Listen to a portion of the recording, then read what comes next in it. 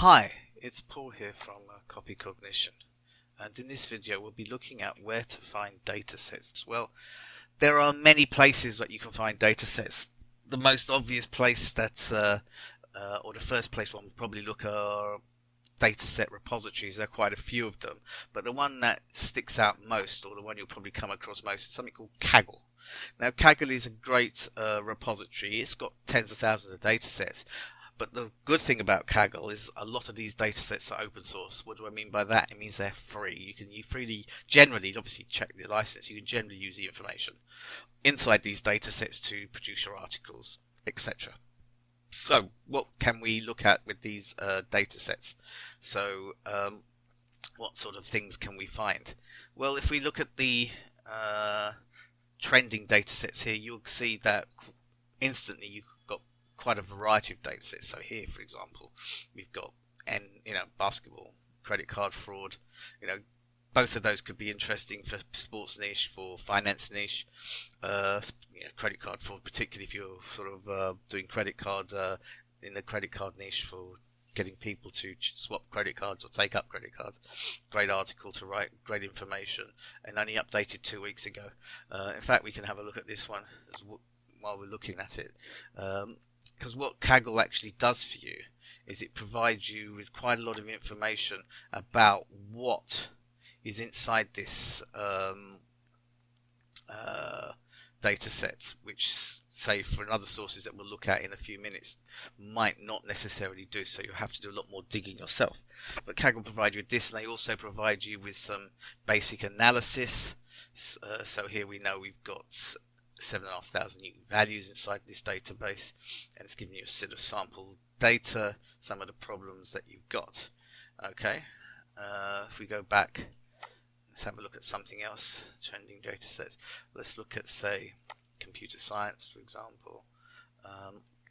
Here, I don't know why billionaires are here, but we've just looked at credit card. But say billionaires, this is another thing if you're in a financial niche, if you're in make money online niche, or how to make money online, or how to become a millionaire, or whatever, that sort of thing. This sort of thing is great motivational stuff, and so this is quite again, this has been only updated quite recently, yes, a month ago. This is something to look at. You really want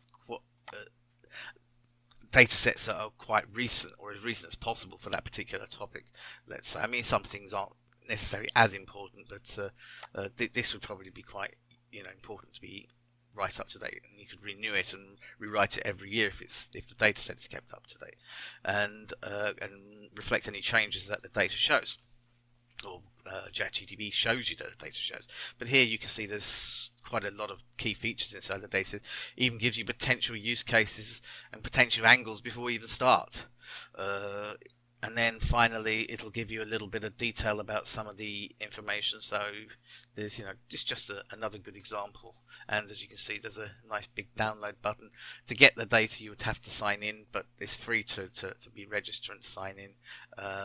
As I said, a lot of these data sets are actually free, so that's the good news. So if you can't find what you're looking for on somewhere like Kaggle, there are others. On a quick Google search will provide you with that information. But if you can't find what you want on places like Kaggle, the next option is to look at government data sources. Now, if you look at the US government's data source webpage, it's simply data.gov. It's fairly easy. We've got over 250,000 datasets available. But what's even better about this is that they're all fairly recent. Not many are within much more of a year old, which is great. And you can find out lots of information. So let's say you're looking in industrial niches. So let's put in industrial. See what that flags up. So probably because I spelled it wrong.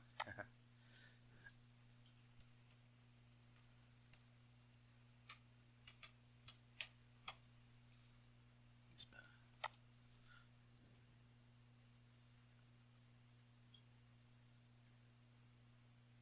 There we are. We've got 21,000 different data sets. Supply chain, greenhouse gas, real estate, if you're in a real estate business, electricity business, local stuff, I mean, literally, you can now go through this and you can filter stuff through, find topics, look at what you're looking for, and you're going to, pretty much most niches are going to find some sort of information. The other important thing to note is the different formats the data is in. The ChatGTP and the plugins that can analyze data, such as Notable, they're pretty flexible with regard to the formats, but I would always recommend in the first place to try and download a CSV if possible, because it's simple. You can open it in Excel and it's fairly straightforward. I mean, Excel has its own, often you see Excel files as well, but if JSON and XML also can be read, but for yourself, if you want to have a quick scan through before you put it into ChatGTP, you might want to have it in CSV because it's much easier to handle. Of course, America isn't the only place in the world. You've got the places like UK, Australia. They've all got you've all got data sources. As I said, a quick Google will find. And here, you've got. Let's have a look at transport, for example. So you've got 800 results on UK transport. If you're doing travel or whatever, fantastic way to write an article or bring some of this information. Let's look at something like rail finance or rail fares or whatever you can find, passenger rail usage. You can easily bring this sort of information if you're doing a trip across the UK and your train journey across the UK. This is sort of background information you wouldn't get in general articles. So anyway, for the moment, that's it. This was just a very short video to show you that there are a lot of options when it comes to data analysis, and when it comes to it, I mean, as you can see, this thread is absolutely humongous. It just goes on and on and on, and you can just plow in with questions. It throws out tables, it throws out charts. It's amazing what can actually be produced. And we'll go through these threads in much more detail, and we'll show you exactly how to do it, or I'll show you exactly how to do it over the next few videos.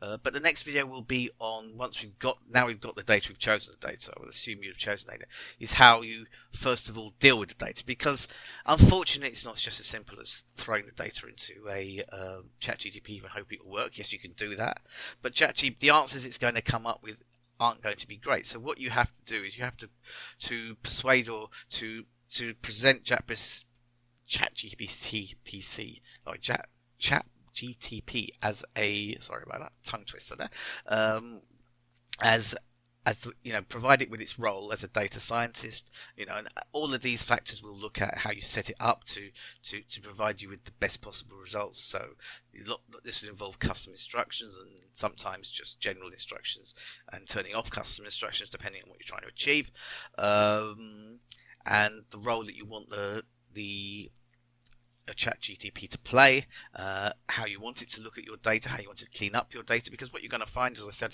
earlier, you're going to have a lot of missing data, you're going to have a lot of data that doesn't sort of gel together, different things, different ways of saying the same thing. As I said, with this tree database, it was obviously compiled by thousands of different people, and they each enter the data in a slightly different way.